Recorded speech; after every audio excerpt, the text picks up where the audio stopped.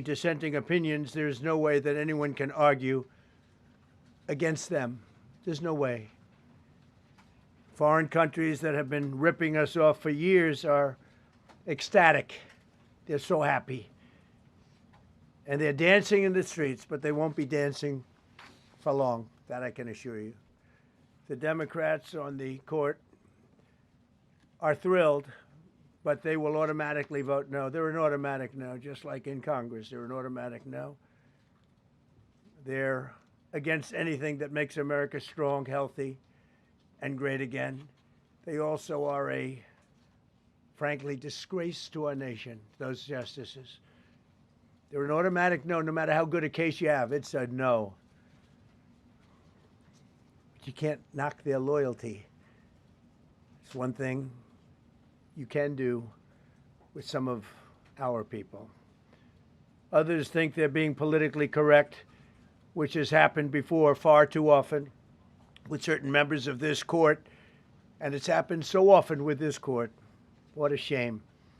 Having to do with voting in particular, when in fact they're just being fools and lapdogs for the rhinos and the radical left Democrats, and not that this should have anything at all to do with it. They're very unpatriotic and disloyal to our Constitution.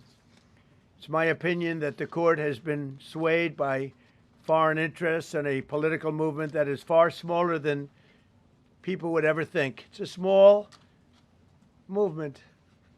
I won by millions of votes. We won in a landslide. With all the cheating that went on, there was a lot of it, but we still won in a landslide. Too big to rig. But these people are obnoxious, ignorant, and loud. They're very loud.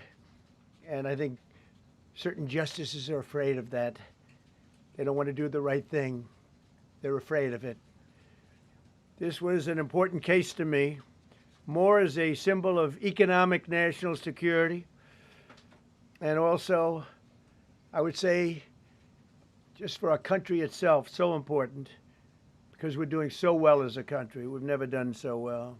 The good news is that there are methods, practices, statutes, and authorities, as recognized by the entire court in this terrible decision, and also as recognized by Congress, which they refer to, that are even stronger than the IEEPA tariffs available to me as President of the United States. And in actuality, I was very modest in my ask of other countries and businesses because I wanted to do, and it's very important, I wanted to be very well behaved because I wanted to do anything, I didn't want to do anything that would affect the decision of the court, because I understand the court. I understand how they are very easily swayed. I want to be a good boy.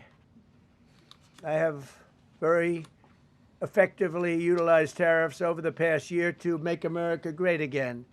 Our stock market has just recently broken 50,000 on the Dow, and simultaneously, and even more amazingly, broken 7,000 on the S&P, two numbers that everybody thought upon our landslide election victory could not be attained.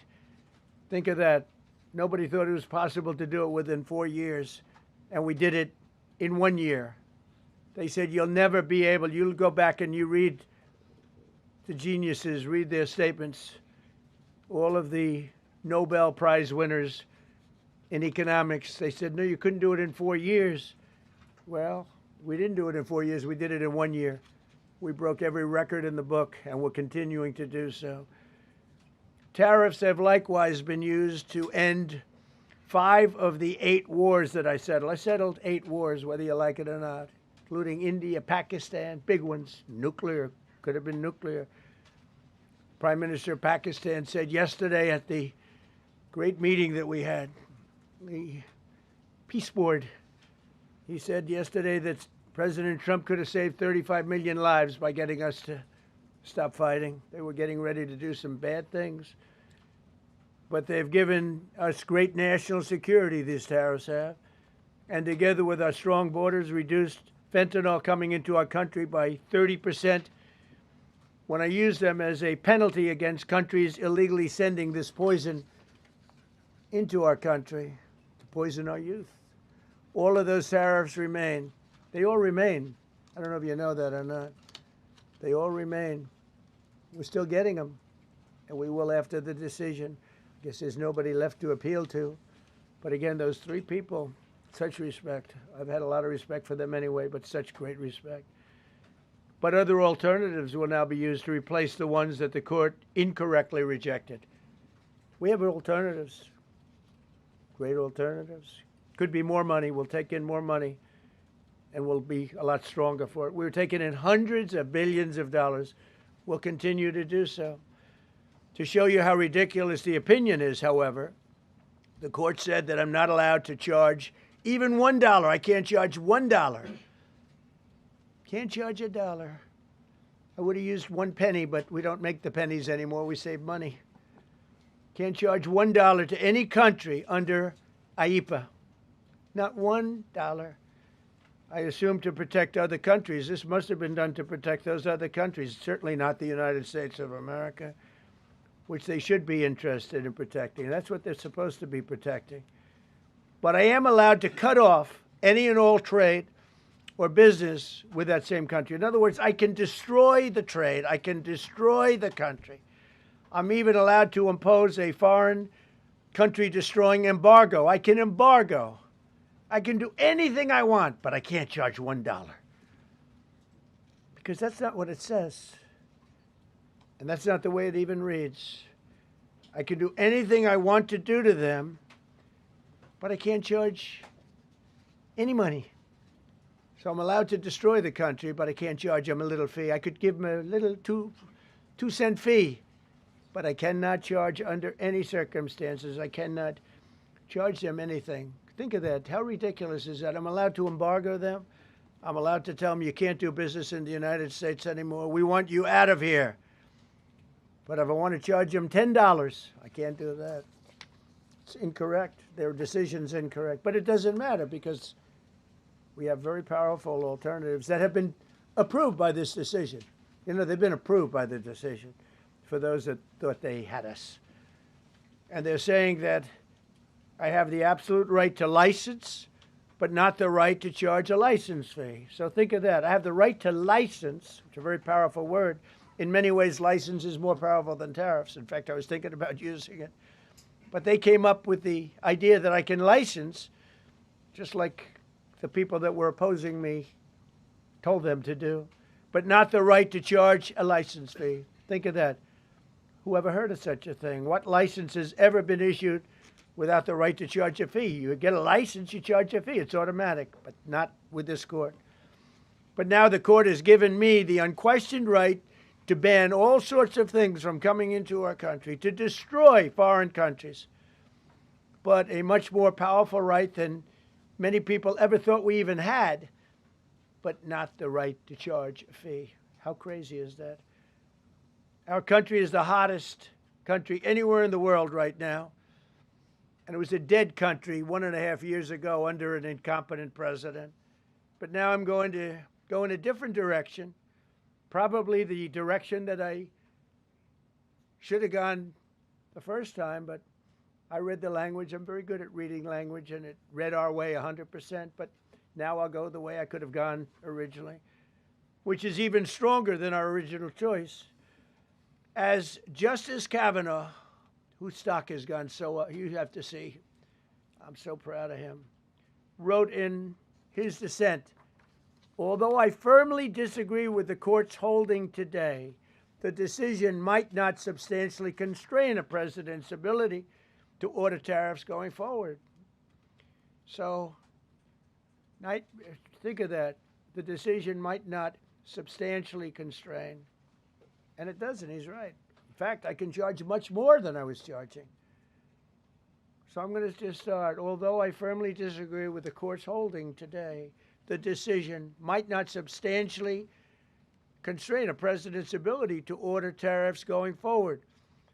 That's because numerous other federal statutes, which is so true, authorize the president to impose tariffs and might justify most, if not all, of the tariffs issued in this case. Even more tariffs, actually.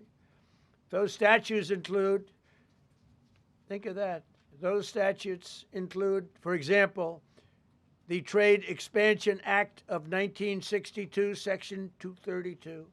All of these things I know so well.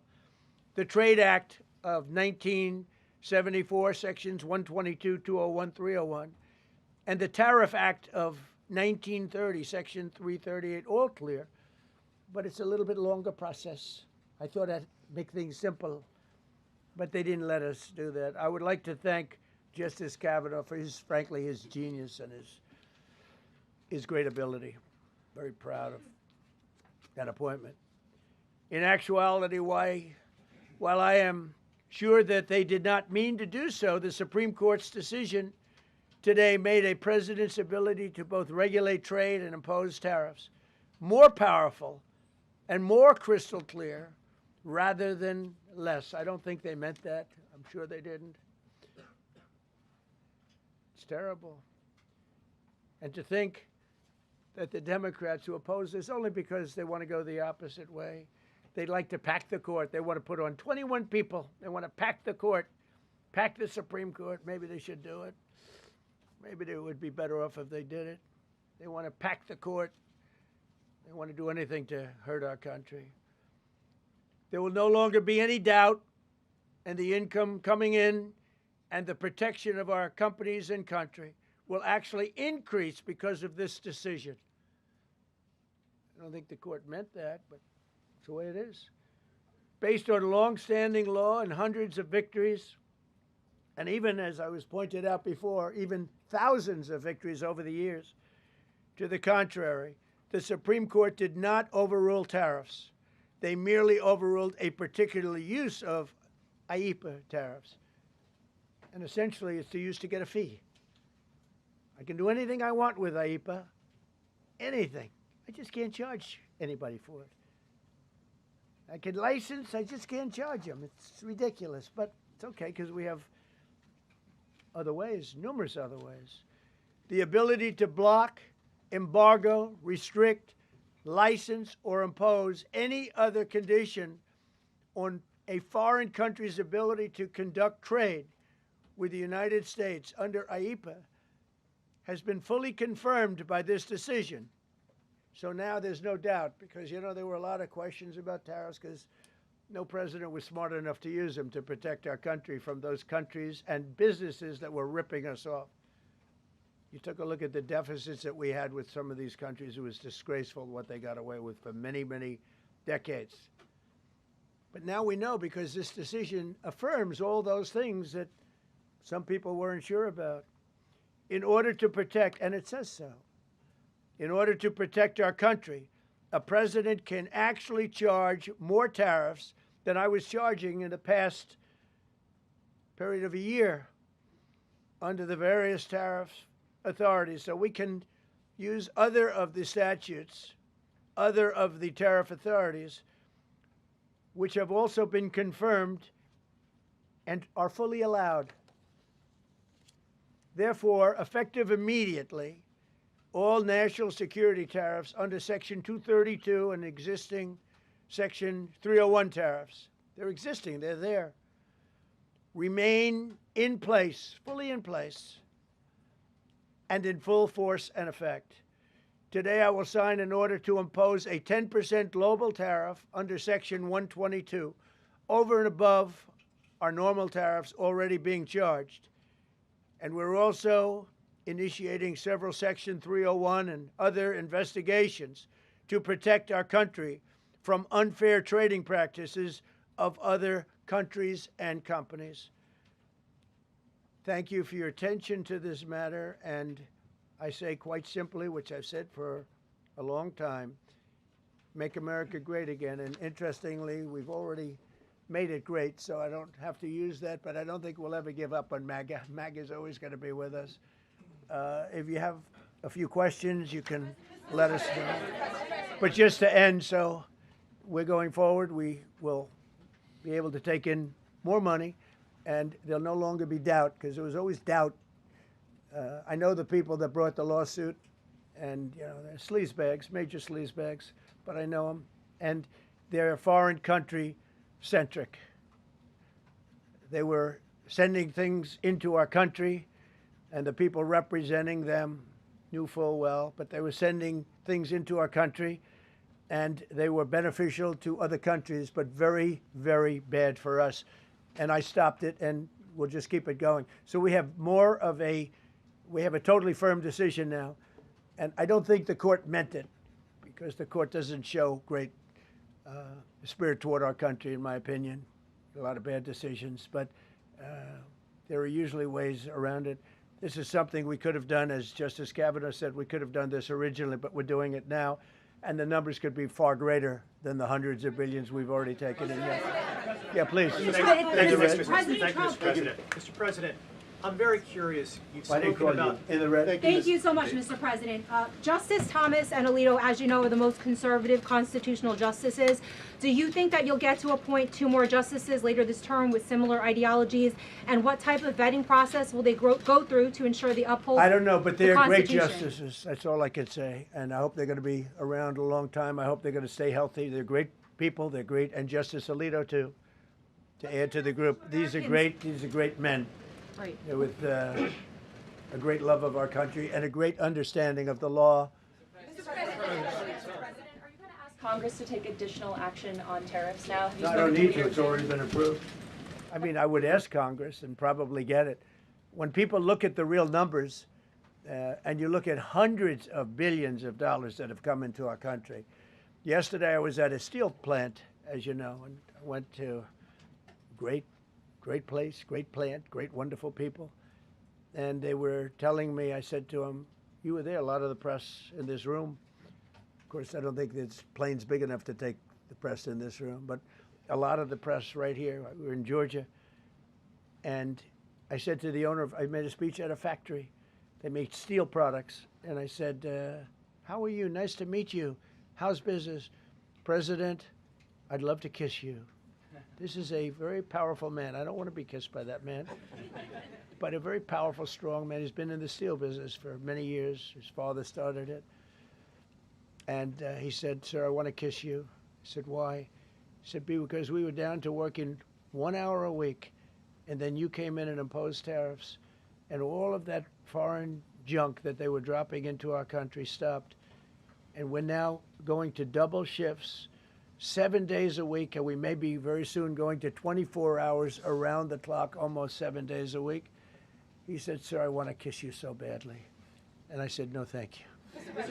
But you know what? He just to finalize it, he said, oh, this is a great place in Georgia. He said, all up and down the highway, same exact answer, sir. We're all going out of business. We're going to go bankrupt. We're all going out of business. And now every one of us are thriving, and we're hiring people like we haven't. He said, like I've never, and he's been in business for, I think, 45 years, like we've never hired before. That's because of tariffs. And we're going to keep it going the same way. And you're going to start to see the results in a year from now when all those factories start that are under construction right now. You see all the construction numbers are so good. Those construction workers are building factories that are going to be open, including not only AI, which is big, but car plants coming in from Canada, who ripped us off for 30% of our market. Mexico ripped us off for a big portion. Over the years, they've taken our market. They've taken our cars. They manufacture them in Japan, Germany, and all over the place because nobody's standing in this position. The position I have as President of the United States had the insight, the courage, well, I don't know what it is, to charge tariffs. You can make your product outside. You can put our people out of business. You can put everybody on the unemployment rolls. But if you're going to make a car in some other country, you're going to pay a 15, 20, 30% tariff. And those things would have never happened. We wouldn't have lost our business. Same thing with, as an example, Taiwan. Taiwan came in. They stole our chip business. They make chips. For 30 years longer, they made chip, and they put our companies. Intel would be now the largest company. I saved Intel. I literally saved it at the beginning of this administration. And now all those companies in Taiwan are building factories in Arizona, Texas, and various other places because they don't want to pay tariffs. They're all pouring into the United States. But just like that great patriot said yesterday, sir, What you've done, nobody thought was possible. And Steve Moore, a highly respected economist, came into my office yesterday. He said, you've done something nobody's ever done. 22 Nobel Prize winners in economics said we would right now be in a recession. And you said, no, we're going to have a booming country. We're going to have a booming country. You were right. All 22 were wrong, and you were right. This country is booming, and it's booming because of the election on November 5th. And it's booming for another reason. It's booming because of tariffs. Yeah, please, go ahead. What was said ahead of this decision that if the Supreme Court please, ruled... go ahead. Thank you, Mr. President. What will you say to foreign nations who seek to renegotiate their deals? And what did you mean a moment ago when you said that the Supreme Court has been swayed by foreign interests? Well, I think that foreign interests are represented by people that I believe have undue influence, have a lot of influence over the Supreme Court, whether it's through fear or respect or friendships, I don't know. But I know some of the people that were involved on the other side, and I don't like them. I think they're real slime balls. And got to do what's right for the country. You got to do what's right for the Constitution. That's why I respect so much Justice Thomas and Alito, Kavanaugh, because they not only dissented, their dissent is so strong. When you read their dissent, you know, a lot of times you'll read a dissent and it's like, well, you don't know, it could go either way. There's no other way. The good news is, it's like Justice Kavanaugh said, very strongly said, you have other ways you can go. You don't have to go that way. You can go other way. There are numerous other ways you can go. And frankly, this should have been done by presidents many years ago. They allowed our country to be eaten alive. We lost 50% of our car business. We used to make cars. We made all the cars. And then Mexico came, Canada came, and Japan and Germany. But they're all coming back now. They're all coming back at record levels. No, you please. I'm not talking to you. I don't talk to CNN. It's fake news.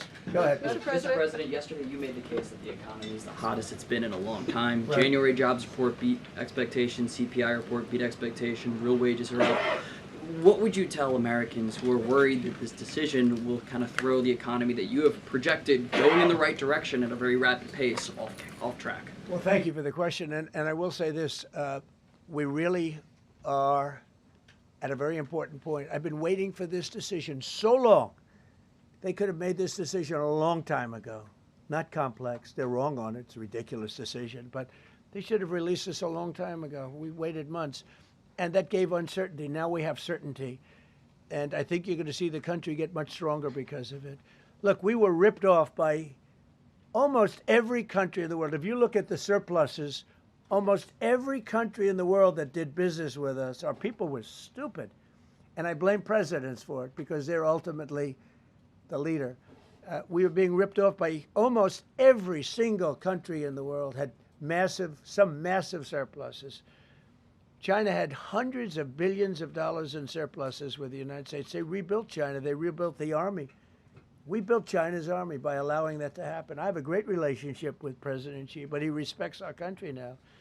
Now, what we've done, I charged China a 20% tariff as a penalty for sending fentanyl in. And that was 20 times more than they could make by selling fentanyl. And I said, you know, at some point you're going to say, like, and they have reduced it. You know, fentanyl is down by more than 30% coming into our country. Part of that is our strong border. We have a strong border now. But thank you. Thank you for your question. Mr. President, sir, you warned once in a social media post that if the Supreme Court did this, shot down your tariffs, the U.S. would be, quote, financially defenseless. Are we financially defenseless right now? No, because we're doing something in a different way. We're doing something in a very powerful way, and we're using things that some people thought we should have used in the first place. But it's more complicated. It's a little more complicated. The process takes a little more time, but the end result is going to get us more money, and I think it's going to be great. Yeah, please. Peter, go ahead. Thank you, President Trump. So, since Liberation Day, there's about $175 billion in tariff revenue that is now in limbo. Do you have to refund $175 billion? Think of it, Peter. Very fair question. They take months and months to write an opinion, and they don't even discuss that point. We've taken in hundreds of billions of dollars, not millions, hundreds of billions of dollars. And so I said, well, what happens to all the money that we took in? It wasn't discussed. Wouldn't you think they would have put one sentence in there saying that keep the money or don't keep the money, right? I guess it has to get litigated for the next 2 years. So they write this terrible, defective decision, totally defective. It's almost